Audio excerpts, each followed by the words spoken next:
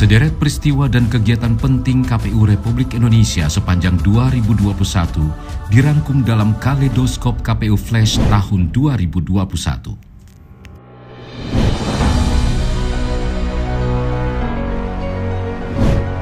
Januari, torehan tinta sejarah, tepatnya tanggal 6 Januari 2021, Bernard Dermawan Sutrisno dilantik sebagai Sekretaris Jenderal KPU Republik Indonesia, menakodai Sekretariat Jenderal menyiapkan profesionalitas kesekretariatan KPU khususnya menghadapi pemilu dan pemilihan serentak 2024.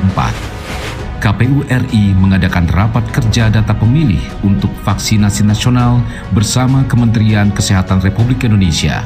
Menteri Kesehatan Budi Gunadi Sadikin mengakui daftar pemilih tetap atau DPT milik KPU unggul dan sangat membantu dalam mengintegrasikan data terkait program pandemi. Februari, dalam rangka menyempurnakan Sirekap, KPU RI menggelar rapat evaluasi terhadap penggunaan Sirekap pada pemilihan 2020 lalu. Sekjen KPU RI menekankan 4 aspek penting KPU dalam pengembangan Sirekap, yakni teknologi, regulasi, anggaran, dan sosialisasi. Sebagai wujud kepedulian terhadap korban bencana alam, KPU menyerahkan donasi di berbagai wilayah yang terjadi bencana, yakni Kalimantan Selatan, Jawa Barat, dan Sulawesi Barat. KPU RI secara simbolis menyerahkan SK CPNS Setjen KPU se-Indonesia formasi tahun 2019 yang digelar di Manado dan dihadiri Ketua KPU RI bersama Sekjen KPU RI. KPU RI juga mengadakan rapat koordinasi evaluasi terhadap pengelolaan logistik pada pemilihan tahun 2020 lalu. Maret, KPU RI bersama Kemenkes RI melakukan penandatanganan kerjasama pemanfaatan data pemilih untuk program vaksinasi COVID-19. Sejumlah persiapan untuk pemilu dan pemilihan serentak 2024 mulai dilakukan KPU RI dengan menggelar rapat pimpinan bertemakan evaluasi pemilu 2019 dan pemilihan 2020 serta konsolidasi organisasi. Pembahasan alternatif pelaksanaan pemilu 2024 juga dibahas dalam rapat kerja dan rapat dengar pendapat atau RDP bersama DPR, Bawaslu, Kemendagri, dan DKPP. Selain itu, KPU RI melakukan rapat kerja bersama Dirjen Polpum Kementerian Dalam Negeri. Sekjen KPU RI Bernard Dermawan Sutrisno menekankan 6 hal penting, antara lain simulasi tahapan, pemutakhiran data pemilih, sumber daya manusia, sarana dan prasarana, anggaran, serta teknologi informasi. Sekjen KPU RI juga melakukan pengambilan sumpah janji bagi PNS Sekretariat Jenderal KPU dan menekankan 3 komponen dasar, yakni integritas, kompetensi, dan literasi. KPU RI turut berkontribusi membantu penanggulangan pandemi dengan menggelar vaksinasi COVID-19 bagi pimpinan dan pegawai di lingkungan KPU. April, pemungutan suara ulang PSU pasca putusan MK digelar di Kabupaten Mondama, Sekadau, Morowali Utara, Mandailing Natal, Labuhan Batu, Penukal Abab Lematang Ilir, Halmahera Utara, Labuhan Batu Selatan, Indragiri Hulu, Rokan Hulu, dan Kota Banjarmasin.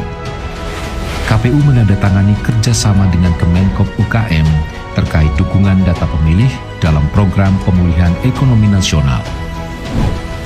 Mei, pemungutan suara ulang PSU juga digelar di Provinsi dan Kabupaten Yalimo. KPU RI melaksanakan rapat koordinasi kehumasan atau Bakohumas bersama KPU Provinsi seluruh Indonesia. Ketua dan Sekretaris Jenderal KPU Republik Indonesia juga memberikan pengarahan umum pada apel pagi bagi pejabat dan pegawai KPU RI. Juni, KPU RI menjalin kerjasama dengan Badan Cyber dan Sandi Negara menyangkut keamanan data dan maskapai Garuda Indonesia terkait distribusi logistik. Pemungutan suara ulang atau PSU juga digelar di Kalimantan Selatan dan PSU kedua di Labuhan Batu. Atas kerja keras KPU RI, akhirnya meraih opini wajar tanpa pengecualian atau WTP dari Badan Pemeriksa Keuangan. Juli, PSU juga kembali digelar di 3 wilayah, Kabupaten Saburai Jua, Nabire, dan Bovendigul.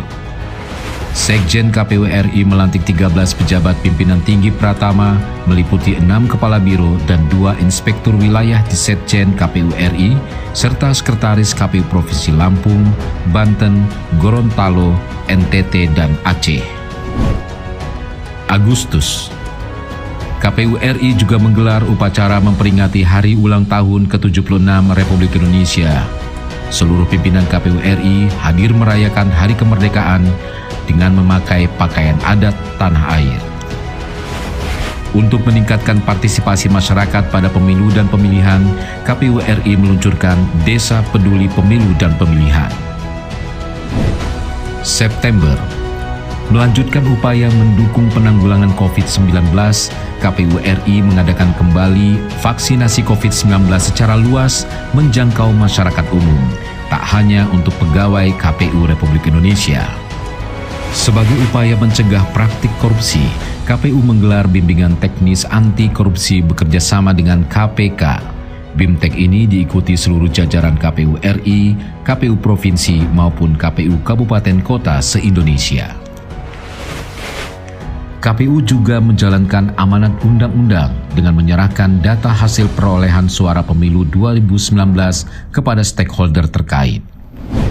Oktober, KPU RI mengikuti program penguatan anti korupsi untuk penyelenggaraan negara berkualitas yang digelar KPK sebagai tindak lanjut BIMTEK anti korupsi. Selain penguatan anti korupsi, sebagai upaya penguatan PPID dan kehumasan, KPU mengadakan rapat koordinasi PPID dan workshop kehumasan KPU seluruh Indonesia.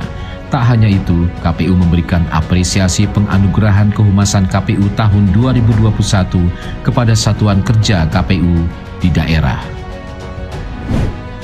November, menjelang akhir tahun, KPU kembali menggelar rapat pimpinan KPU RI, KPU Provinsi dan KPU Kabupaten Kota yang dihadiri Presiden Republik Indonesia Joko Widodo dan didampingi Menteri Dalam Negeri secara daring. KPU RI meraih juara 1 Lelang Awards kategori Lelang Non-Eksekusi Wajib dan juara 2 BMN Awards kelompok 3 kategori utilisasi dari Kementerian Keuangan Republik Indonesia. Desember, KPU RI menggelar sosialisasi kearsipan di lingkungan Sekretariat KPU RI, KPU Provinsi, dan KPU Kabupaten Kota untuk mewujudkan arsip pemilu yang lengkap. Menindaklanjuti evaluasi pemilu 2019, KPU RI mengadakan simulasi pemungutan dan penghitungan suara dengan desain surat suara dan formulir yang disederhanakan. Sepanjang 2021, simulasi digelar di 3 wilayah yaitu Manado, Bali, dan Medan. KPU RI kembali menoreh prestasi di akhir tahun, mendapatkan penghargaan terbaik 1 JDIHN dari Kementerian Hukum dan HAM Republik Indonesia. Menutup serangkaian kegiatan sepanjang 2021, KPU menggelar refleksi akhir tahun dengan mengundang berbagai narasumber. Pada kesempatan refleksi ini, KPU RI juga melakukan perjanjian kerjasama dengan Kementerian Dalam Negeri, penyerahan sertifikat ISO 27001-2013, dan meluncurkan program baru podcast KPU RI.